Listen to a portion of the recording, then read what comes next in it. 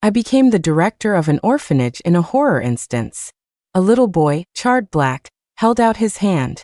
I smacked it away. Go wash up before you eat. A pretty little girl peeled back her own scalp. I just braided her hair for her. There, that looks so much better. Don't pull it out again. A mischievous little boy was kicking his own head around like a soccer ball. I kicked it right back to him. You know, I used to be on the school soccer team. Wanna play? The horror instance pulls people in, and an audience pays to watch the live stream. The first time I was pulled in, I drew the orphanage instance. People watching the stream were all staring at their screens, posting comments. Everyone was paying close attention to the orphanage instance. OMG, didn't they shut this instance down after too many team wipes? Why is it open again? And there's a newbie in this round. This newbie looks like a pushover. This is gonna be brutal. The role I drew was the orphanage director. The director? Isn't that the role that's guaranteed to die at the start? Poor newbie. I bet she's done in 30 minutes. No one in that role has ever survived the third mission. The audience chattered away. Someone even started a betting pool on how many minutes the newbie would last. Every time a new player joined, the black market would open a betting pool on whether they could survive their first instance. But my instance and role were special. No one believed I could even make it through the first mission. Welcome to the Sunbeam Home for Children. Your mission is to ensure the children grow up healthy and happy. Our motto is love and peace. As the mechanical, electronic voice faded, the scene switched. The sound of children's laughter filled the air, and a director's ID badge appeared around my neck. Director, come play with us. A few kids grabbed my hands, pulling me into the yard. Their hands were ice cold. A mission notification chimed in my ear. Mission 1, Fox and Hen. Fox and Hen is a wholesome game suitable for children. You will play the role of the mother hen, the chick's protector. You must not be caught by the fox. Survival time 30 minutes. Warning: this is a mandatory mission. Failure will result in death. Isn't this pretty simple? I was a pro at tag when I was a kid. I spread my arms, blocking the dark-skinned boy playing the fox. I was nimble, hopping left and right. Soon, frustrated that he couldn't catch any of the chicks behind me, the boy started getting agitated. I saw the black skin on his body begin to peel off. The paying audience in front of their screens started making predictions. Yep, that's the kid. He's bitten and killed several directors. It might be called Fox and Hen, but there's no way a horror instance would be that straightforward. The newbie seems way too into it. I can't watch, LOL. After the director gets killed, she'll be turned into a doll. These kids have a seriously twisted sense of humor. All the skin on the boy's face peeled away. He opened his mouth and charged straight at me, completely ignoring the rules. Warning: player is in mortal danger. Warning: player is in mortal danger. The electronic voice in my ear was giving me a headache. And is this really how you play Fox and Hen? This is just blatant cheating. Fine, if you're going to cheat, then so will I. I grabbed the boy's shirt and laughed. Got you. Your turn to be the hen. I'm the fox now. The little boy froze, seemingly confused. I pushed away the hands of the kids clinging to my clothes, walked to the other side, and patted the boy's shoulder. Hurry up, don't let me catch you. I pretended I was about to grab the chicks behind him. The boy instinctively blocked me, and the other children quickly grabbed onto his clothes. He spread his charred arms, repeatedly fending off my attacks, and his skin gradually grew back. Wait, you can do that? Could that be the actual solution? I remember the last person who survived this used an item to blow the kid up. Another top player used an item to seal the kid's mouth shut. The boy's skin was fully restored. He stood in front of the other kids, making a huff-huff sound. Maybe that was his version of a laugh. An electronic voice announced in my ear. The game of Fox and Hen is now over. I stopped. And the boy stopped, looking at me with confusion. I patted his shoulder. Let's take a break. You did a great job protecting the chicks behind you. The little boy smiled shyly. A big, burly residential advisor came over to call the kids for lunch. He looked pretty tough. I let out a sigh of relief and leaned against the wall, catching my breath. Damn, that was exhausting. These little monsters have way too much energy. Another electronic notification sounded in my ear. New mission. It's time for the children's lunch. As the director, you must ensure they have a nutritionally balanced meal with both meat and vegetables, and that they are not picky eaters. Note: this is an optional mission. Successful completion will be rewarded by the system. Can't a girl get a break? Fine. As the director, I have a responsibility to these kids. I took a deep breath and walked slowly to the cafeteria. The residential advisor was serving the children their food.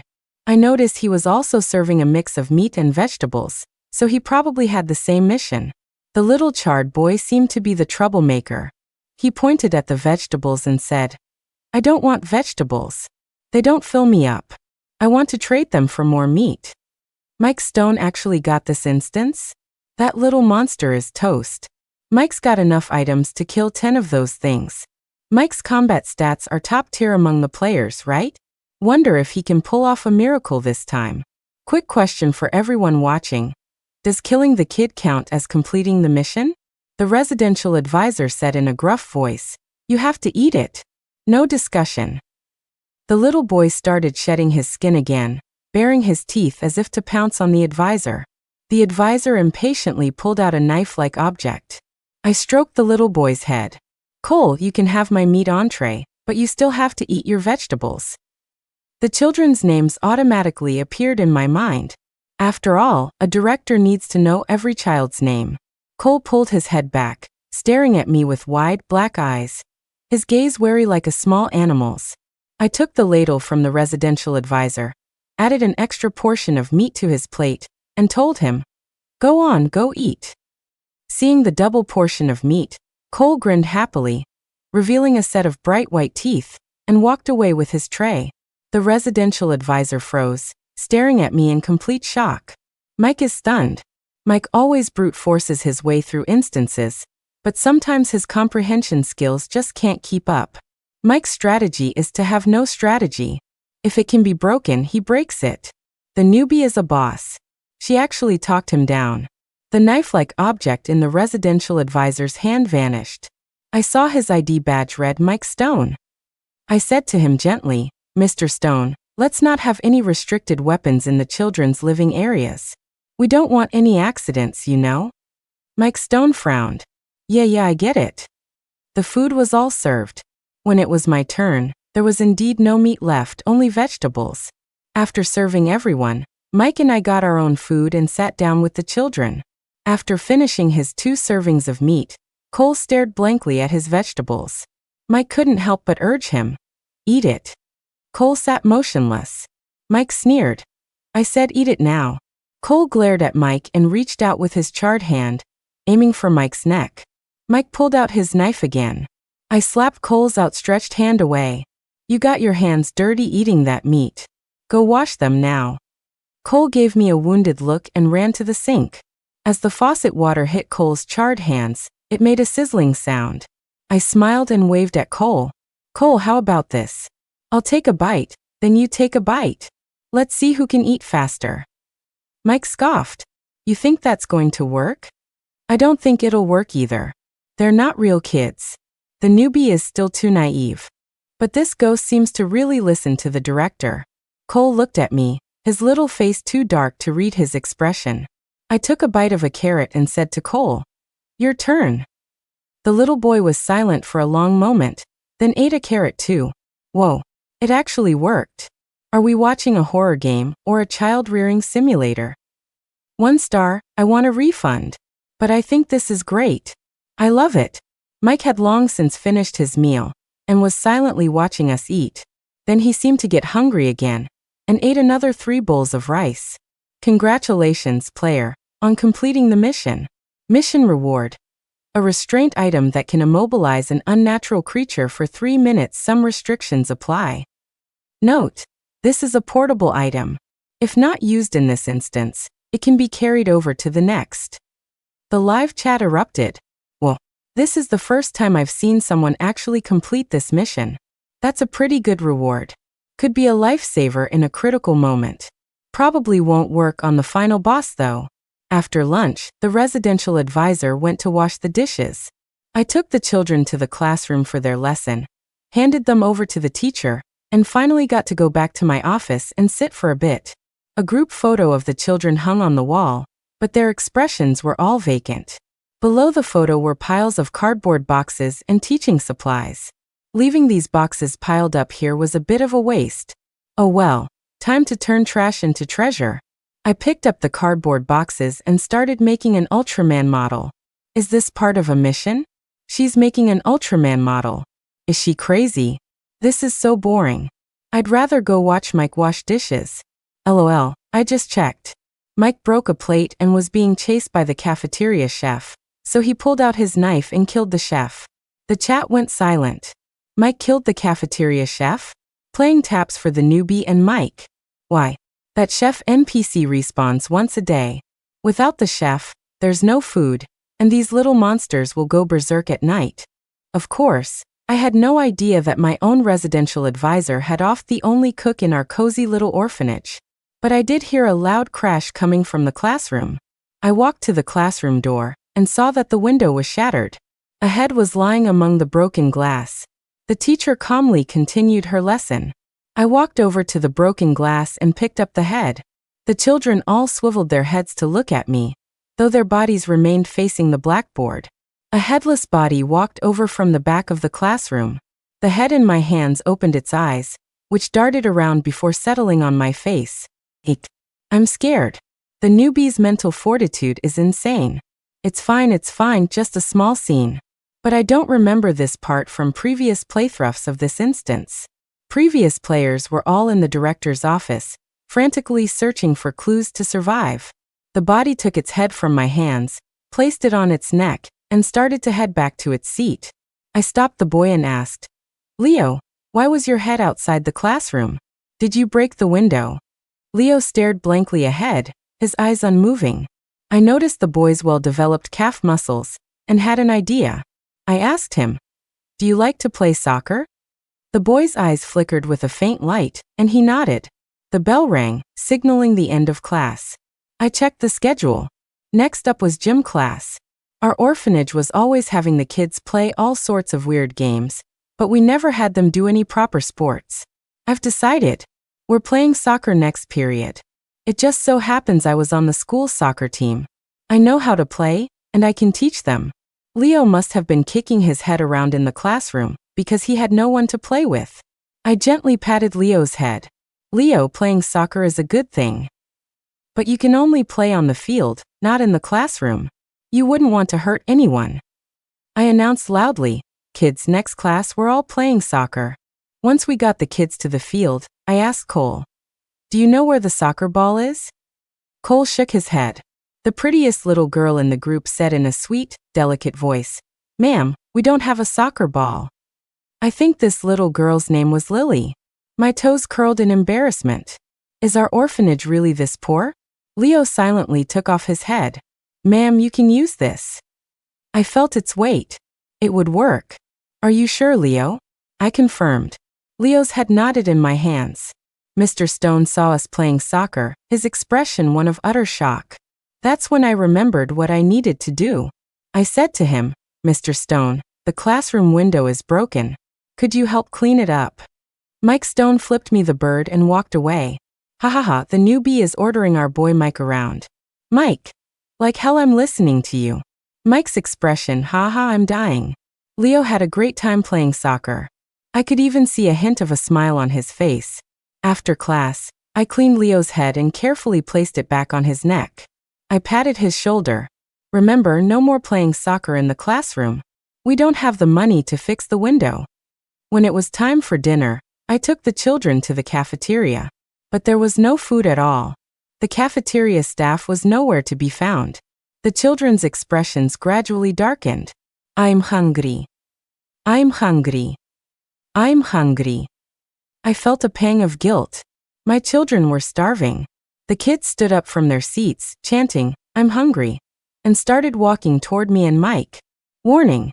Due to a player eliminating an NPC, the children have become demonic. An electronic notification sounded in my ear. I shook my head. Demonic? They're just hungry. They can't control themselves. Who can sit still when they're starving? I rolled up my sleeves. At this point, I had no choice but to cook myself. Mike pulled out a huge cleaver, his expression serious.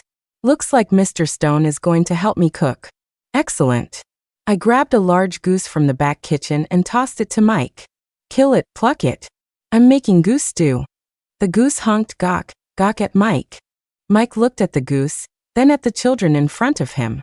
I called out to a few kids I knew. Cole, take a few others and go wash the rice. Leo, take some kids to the backyard and pull up some carrots. Lily, take some others and pick some vegetables from the garden. Mike and the children stared at each other blankly. I clapped my hands. Quick, quick, quick. Get moving. This is today's labor education class. Cole and Leo were the first to move.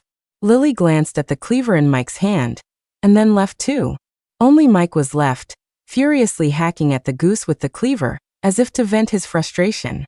The goose let out a final, tragic cry. I couldn't watch. I'd better go chop the ginger and garlic. After a lot of scrambling, we finally served dinner. The children ate heartily, and watching them made me happy. Mike even tried to fight the kids for meat, but I slapped his hand away. I gave him a piece of carrot instead. I asked Mike curiously, "Do you know what happened to the cafeteria cook?" Cooking every day felt like a lot of work, but if I had to, I'd do it myself. Mike silently swallowed the carrot, lowered his head, and shoveled rice into his mouth without a word. LMAO, Mike's gone silent. I feel like I'm watching a cooking show, not a horror stream. If you ignore the goose murder and the kids' weird looks, this is actually pretty wholesome. I'm eating right now, and this is making my food taste better. Y'all feel me? After dinner, I tucked the children into bed. Finally, I could rest. The next morning, I was jolted awake by the mechanical electronic voice. New mission: wake up the children in the orphanage. Note: this is an optional mission. Successful completion will be rewarded by the system. Forget the reward. Waking them up is my duty as the director. I quickly brushed my teeth, washed my face, got dressed, and ran to the dorms. The residential advisor, Mike Stone, was already there. I'm still too slow. I need to set an alarm for next time. The newbie probably doesn't know you shouldn't sleep too soundly in a horror instance. First time seeing someone sleep this peacefully in a horror game. We split up to wake the children. I took the girls' dorm, and Mike took the boys'. When I entered the girls' dorm, everyone was already up on their own, except for Lily, who was still lying face down in bed. All I could see was her beautiful long hair. I gently tapped her shoulder and called out, "Lily, time to get up." High-intensity scene incoming. Lily let out an irritated MMMPH and tugged at her hair. Her hair, along with her scalp, ripped right off, revealing the white brain matter inside. HHH, chat shield activate. Thanks for the warning. Her long hair grew longer and longer, each strand distinct, and shot toward my chest. System, use the item to control the hair for 3 minutes. I took out the hair ties I had prepared. I was planning to braid their hair for them after waking them up anyway. Now, with Lily's hair floating in the air, each strand separate, it was perfect for braiding. What is the newbie doing? She's braiding its hair. Why is this so creepy yet somehow hilarious? The newbie just wasted her item like that. Shouldn't she be running for her life? She's a goner. Done for. 3 minutes were up. I had finished a beautiful braid and placed the scalp back on Lily's head. Lily's head rotated 180 degrees to face me, her teeth bared. Then she saw her hair. I pinched Lily's cheek. "Good morning, Lily. I did your hair for you." Lily looked at her braid, then ran to the orphanage mirror to check it out. I got out Lily's clothes and said with a smile, "Lily, you're so pretty. Don't go messing up your hair like that." Lily smiled shyly and said in her sweet voice, "I know, director." OMG. I remember Lily having the highest combat stats among these kids. A top-tier player once used 3 items just to barely take her down. Lily, you got one over just like that? Wake up, you're supposed to be a psycho killer. As I helped the other children get ready, I heard the mission completion notification. Congratulations, player, on completing the mission. Mission reward. Time reversal for 3 minutes. Note: This reward can only be used in the current instance and only on a single individual. Time reversal. Sounds pretty good. Whoa. Time reversal. That reward is kinda OP. It's not a normal reward, it's practically turning back time. Well, if you think about it, this is a bug level instance, so a bug level reward makes sense. And it has a lot of restrictions. When I came out, I saw Mike had already brought the boys out. He was blushing a little. Whoa. What just happened? Is Mike blushing? I just switched over from Mike's POV. Our boy got a kiss from one of the kids. The newbie's Ultraman, was that effective? It looked like Mr. Stone's wake-up call went smoothly. I was relieved. This morning, worried Mike wouldn't be able to handle the little monsters, I gave him the Ultraman model I made yesterday. I told him, just say the first one to finish getting ready gets the Ultraman. I guarantee the boys will be faster than rabbits. Looks like they were indeed pretty fast. The cafeteria chef was back, and we had a smooth breakfast. The system issued another mission. New mission. Hide and seek. Hide and seek is a game for all ages that develops a child's observational skills. You and the residential advisor will be the hiders, and the children will be the seekers. Hiding time, 30 minutes. Please remain hidden for the duration of the game. Warning: this is a mandatory mission. Failure will result in death. So the mandatory missions in this instance are all just playing kids' games? You got it. Tomorrow is drop the handkerchief, and the boss is coming out. No spoilers. I looked at Mike sympathetically. He was so big, he'd be easy to find. The children were counting in the yard. While they counted, Mike and I had to hide. I pulled Mike toward the dorms. Mike was annoyed. What's the big idea? I asked him. Do you know the secret to hide and seek? Mike shook his head. I shared my expertise with him. Dynamic equilibrium. Mike had no idea what I was talking about. I explained. It means you can't just hide in one spot and hope for the best. You have to constantly watch your opponents and move your position based on theirs. Besides, we're the adults they look up to. We can't get caught, or we'll lose our authority. Mike nodded in deep agreement. Director, I'm with you. Where are we going? Mike's been brainwashed. But the newbie is really charismatic. I want to be on her team too. I've watched this instance so many times. Hide and seek seems impossible to win. They find you no matter where you hide. I led Mike to the security office on the first floor of the student dorms. From my observation, this office had a window that led outside. Once the kids came inside, we could climb out and hide outside the dorm. Mike and I squatted in the office, watching the situation in the yard. Those kids counted for a very long time. My legs were getting numb from squatting. Mike just lay down on the floor. Director, let me know if anything happens. I gave him a couple of kicks. The kids finished counting. Mike squatted down behind me. After they finished counting, the children started walking in our direction. Mike and I held our breath, ready to spring into action.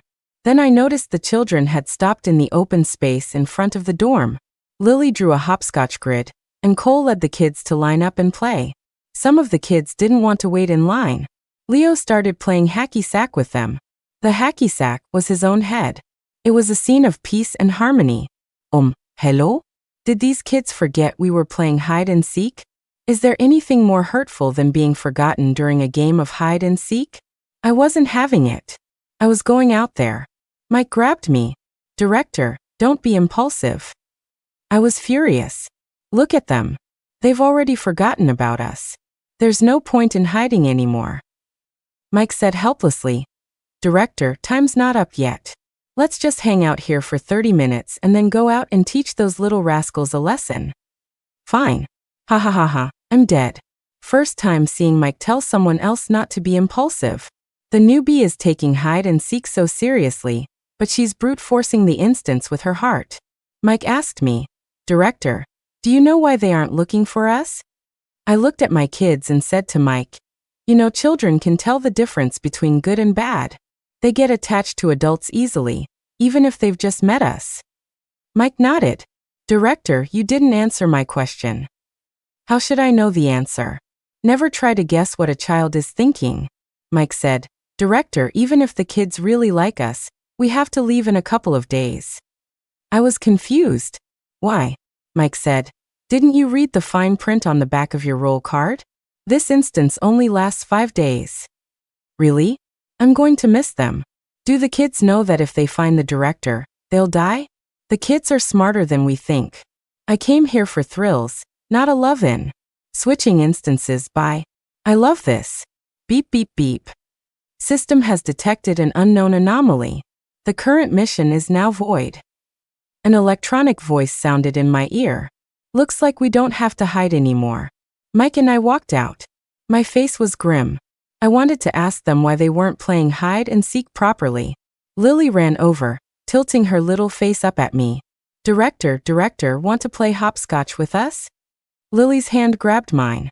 It was cold, but her expression was much more alive. Leo grabbed Mike's arm. Mr. Stone, let's go play with the Ultraman. Mike and I looked at each other. We had come out ready to deliver a lecture, but now we didn't have the heart. Let's just play with them. A zzz of electronic static filled my ears. I couldn't help but cover them. Then a cold, merciless electronic voice came through, rectifying unknown anomaly. Initiating nighttime protocol ahead of schedule. The once clear sky suddenly darkened, and a fierce wind began to blow. Lily shivered, and I knelt down and put my arm around her shoulder. The curtain of night was abruptly pulled down, replacing the day. Darkness fell in an instant. A single red full moon rose in the sky, with not a star in sight. New mission. Drop the handkerchief. This is a game well suited for children, fostering their responsiveness and social skills. You and the residential advisor will lead the children in a game of Drop the Handkerchief. Note: this is a mandatory mission that must be performed, but there is no time limit. The expression on Lily's face, who was still in my arms, suddenly went blank. She broke free from me and walked toward the field. Leo also started walking toward the field. Both children's eyes were glowing with an eerie red light. Mike and I followed behind them. The children formed a circle on the field, their faces vacant, sitting motionless. Mike whispered, "We need to be careful." The two of us sat down in the empty spots in the circle. The children began to hum the tune of Drop the Handkerchief. Drop, drop, drop the handkerchief. Gently place it behind a little friend. Don't you tell him where it is. Quickly, go and catch him. Quickly, go and catch him. Drop, drop, drop the handkerchief. Gently place it behind a little friend. Don't you tell him where it is. Quickly, go and catch him. Quickly, go and catch him. Drop, drop, drop the handkerchief. Gently place it behind a little friend. Don't you tell him where it is. Quickly, go and catch him. Quickly, go and catch him. After the third time through the song, still nobody moved. Isn't someone supposed to be walking around with the handkerchief? This doesn't make sense. I called out Lily's name, but she didn't react at all. There was nothing else for it. I started reciting the Diamond Sutra. Fighting magic with magic. First time I've seen someone chant scriptures in a horror instance. If chanting worked, what would I need my giant hammer for? The singing grew fainter. Lily seemed to snap out of it. She tugged my sleeve and asked, "Director, how many times did we sing the song?" I couldn't remember. 3 or 4 times, I think. Lily screamed. It still came out. Just as I was about to tell Lily that screaming like that wasn't very ladylike, I heard a hee-hee sound from behind me.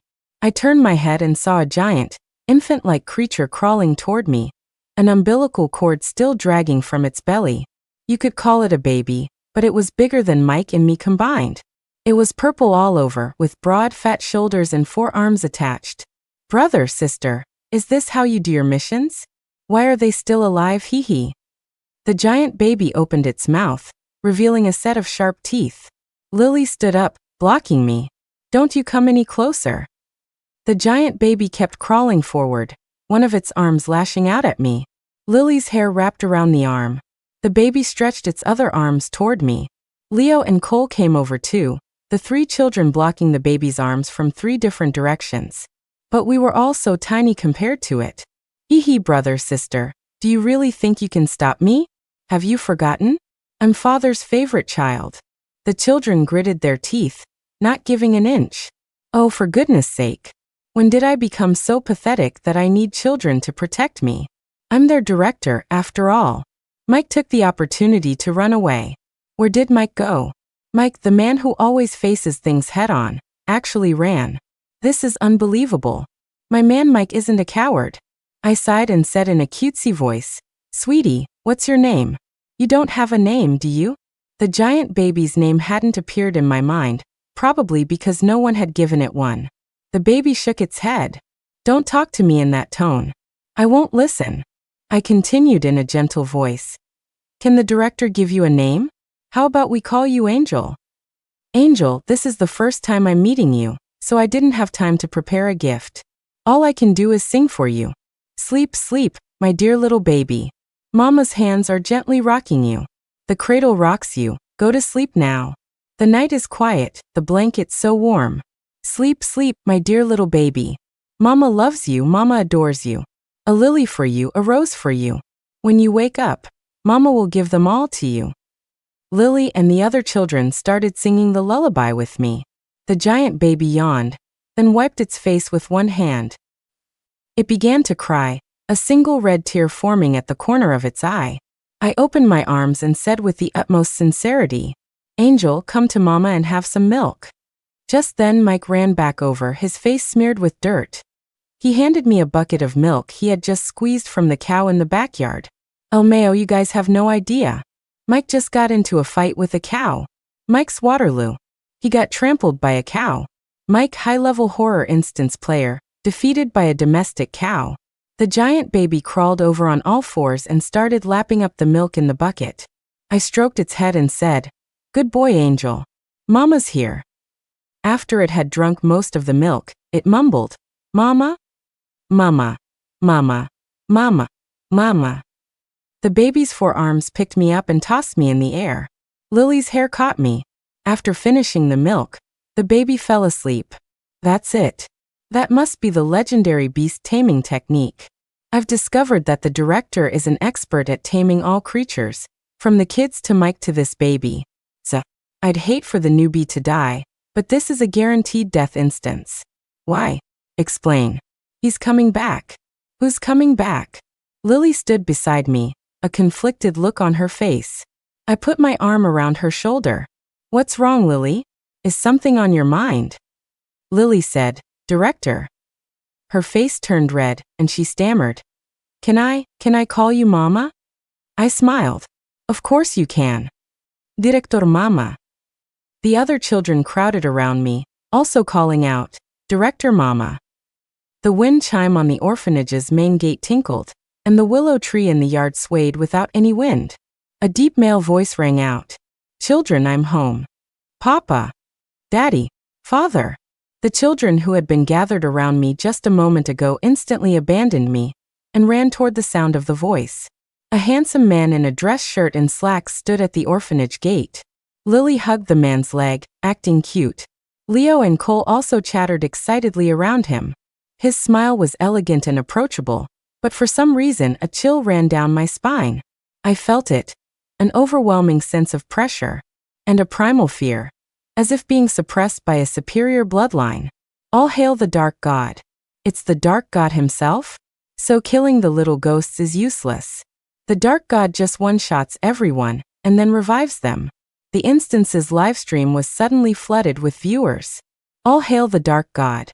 Timed my visit just to see the Dark God. The orphanage is finally open again. The Dark God is mighty. My God is so handsome. Behind me, Mike was trembling like a leaf. The man seemed to notice my gaze and started walking in our direction. The children followed behind him. Mike couldn't take the pressure and collapsed to the ground. The man spoke to us very politely. "A pleasure to meet you. Thank you for helping me take care of my children." I pressed down on my trembling hands and replied, "It's nothing, it's what we should do." The man wasn't even listening to me. He turned to Lily and said gently, "Have you had enough fun, Lily? Kill them." He said it as casually as if he were saying, "Lily, let's go have dinner." Lily hesitated. The man knelt down and stroked her head. "Aren't you the one who always listens to Papa, Lily? I avenged you all. Shouldn't you listen to me?" Lily and the other children took a few steps forward, looked at me, touched the braids in their hair, and remained hesitant.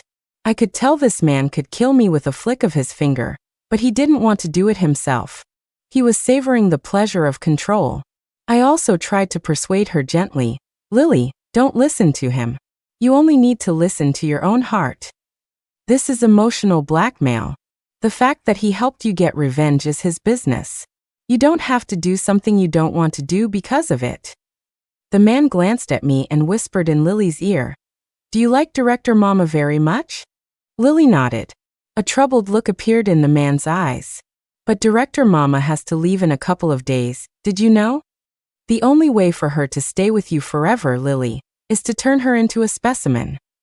What kind of twisted logic is that? Is that any way to raise a child? 1. I temporarily blocked out my fear. My ability to handle pressure has always been good. I yelled at the man, "What nonsense are you talking about? Do you even know what a mother is? A mother moves. She smiles and takes care of people.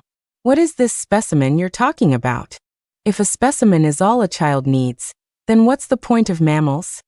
The man stared at me in surprise, then smiled. "Do you want to be their Director Mama forever?" I didn't quite understand what he meant. "What do you mean?" The man stared into my eyes. "Become like them, and you can be their mother forever. Are you willing?"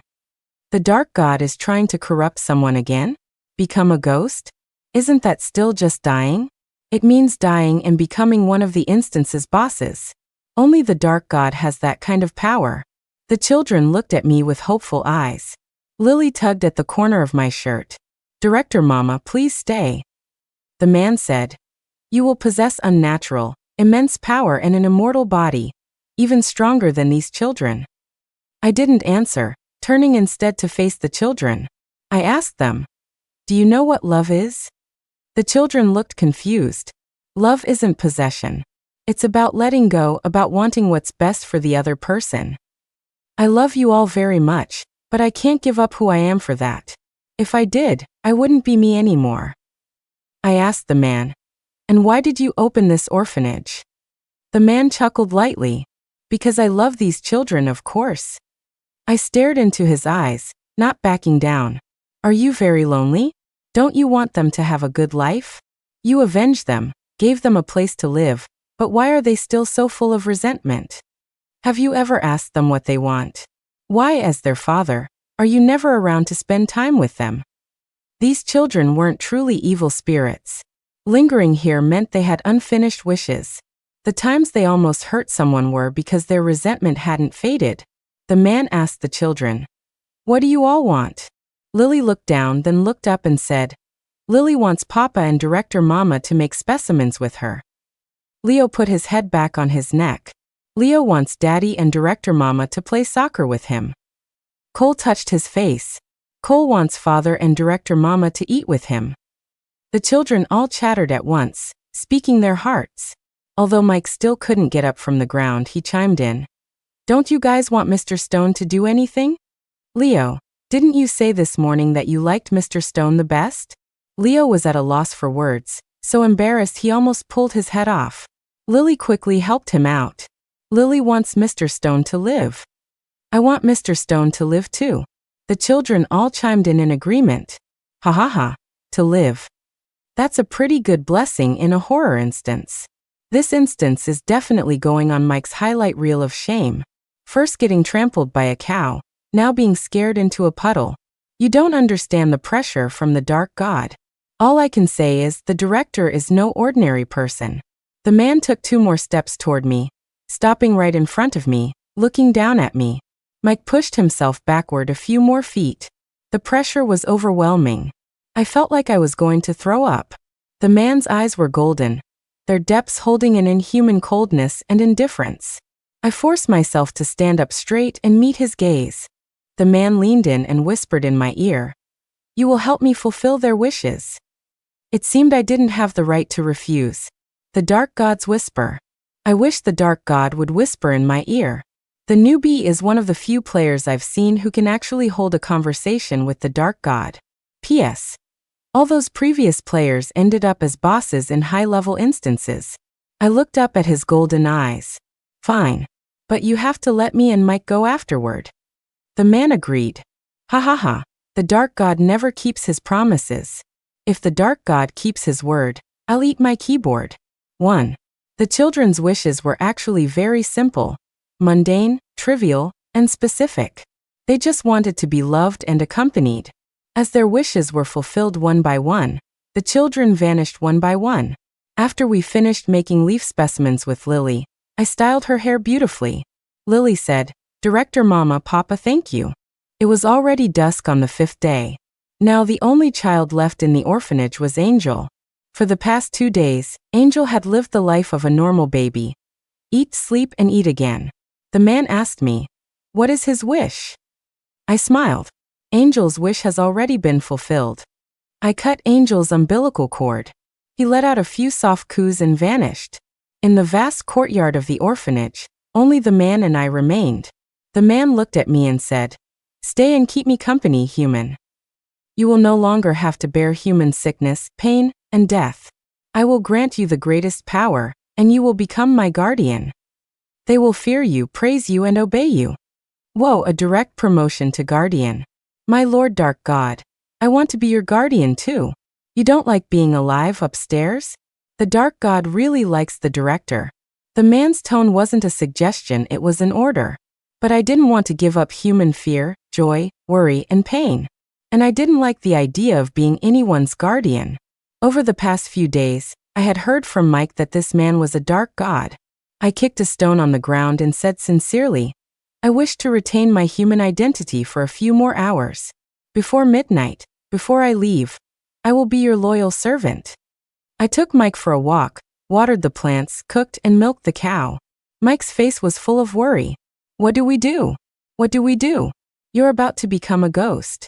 Don't you know, only humans can leave the instance." I trimmed a dry willow branch and said to Mike, "Nothing we can do.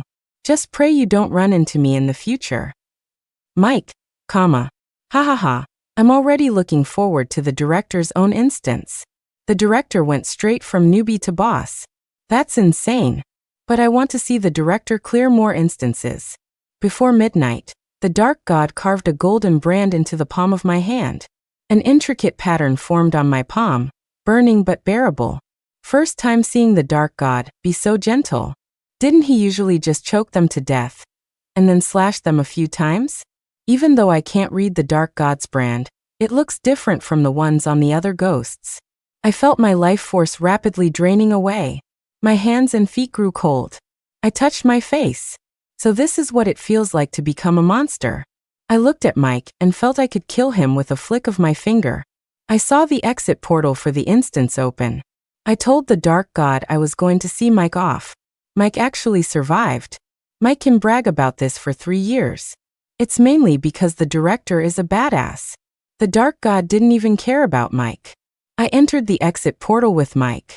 System, I'm using the item. Reverse time on myself for 3 minutes. I became human again. The brand on my palm vanished. The system's barrier rose, and the man couldn't cross. I saw the man's expression shift from confusion to fury. Whoa. This is how you use a limited use item correctly. It's also because the dark god is sealed and fragmented. This instance only contains a fragment of him. Otherwise, the system might not have been able to block him. I heard the man's voice. "You deceived me, human." I replied. "You were the one who broke your promise first. You used absolute power to command obedience, but it wasn't real. We only obeyed you out of fear. Do you know what true obedience is? It comes from love and respect." I waved goodbye to the man. I could no longer hear his voice. We were back in the game lobby. Epilogue. Live stream chat. Orphanage instance cleared. It will now be permanently closed. Why is it being permanently closed? Weren't the little ghosts revived by the dark god after players killed them before? Because what lingered was the ghosts' resentment and obsession, so they could keep reviving. Now that the director has fulfilled their obsessions and eliminated their resentment, the dark god can't revive them anymore. That's my theory. I'd like to know, for all those people who bet the newbie wouldn't last a few minutes, does your face hurt? The director is the GOAT. I'm officially a fan. In the game lobby, many people were congratulating Mike for clearing the orphanage instance.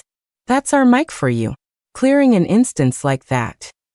The veteran players were so secretive about this instance. I just knew Mike would make it out. All the old-timers said you were a goner, but our boy Mike is just that good. Mike was a little embarrassed by all the compliments. I stood quietly beside him. They saw me and asked Mike, "Is this the newbie? How was she, Mike?" Mike scratched his head and looked at me. I said softly, "Mike took great care of me." The crowd started hooting. Mike, the man of steel, finally getting a clue. Mike tried to explain, but he couldn't get a word in. I didn't linger. I followed the system's instructions to find my room. According to the system, I still had more instances to clear. First, a hot shower. As I was drying my hair after the shower, I suddenly felt a burning heat in my palm. I looked at my hand. The golden brand, which had vanished, had reappeared.